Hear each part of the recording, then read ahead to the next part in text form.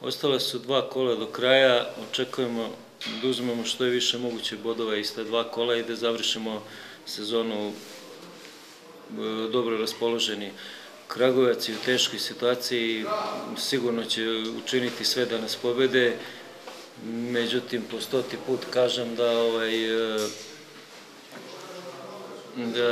da imamo kvalitet na osnovu koga možemo da verujemo da ćemo dobro proći. Verovatno će Đorđević igrati, to je njegova pozicija, istina sad više je igrao po desnoj strani, sad će igrati sa leve strane, ali žuti su kartoni, nema tu, moraju da se promene igrače, možda promenimo još jednog dvojicu u napadu, ali mislim da su svi spremni da odgovore zadatku 100%. Očekuje nas jedna veoma teška utakmica protiv Radničkog. Mi s jedne strane ulazimo rasterećeno u duel jer smo naš jesenji cilj ostvarili i premašili, a s druge strane imamo jak motiv da osvajanjem bodova dospemo na mesto na tabeli s kojim bi bili prezadovoljni i s kojim bi ostvarili istorijski uspeh u Pazaru.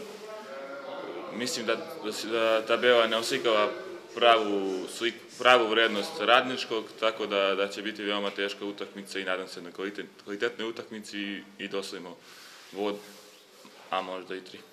U vezi oni imaju veoma kvalitetne igrače, gde i Beljić koji ima veoma kvalitetne lopte, znači njega moramo sigurno zatvoriti, i u špicu Spalović koji koristi svaku grešku protivnika i koji je uvek tu gde treba, tako da mislim da su to 2 najveće pretnje s njihove strane.